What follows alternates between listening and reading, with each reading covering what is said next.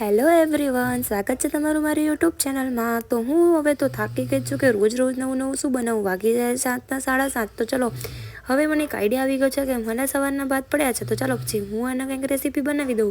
તો મેં લીધા છે ભાત, એમાં નાખી દીધો ઘઉંનો લોટ, નાખ્યો ચણાનો લોટ, પછી નાખી દીધું છે અંદર આદુ, લીલા મરચાં અને લસણની પેસ્ટ અને હળદર, મીઠું, ધાણા જીરું અને થોડું હાથથી ક્રશ કરીને જીરું નાખી દીધું છે। પછી અંદર નાખી લીલી મેથી, સૂકી મેથી, તેલ અને બરોબર એનો લોટ બાંધી દીધો છે। લોટ બાંધ્યા પછી મેં એના વાળી દીધા છે મુઠિયા વાળીને સાઈડમાં મૂક્યા। પછી બાજુમાં મૂક્યું ગેસ ઉપર મેં સ્ટીમર ગરમ થયું એટલે મેં અંદર વાળેલા મુઠિયા મૂકી દીધા છે।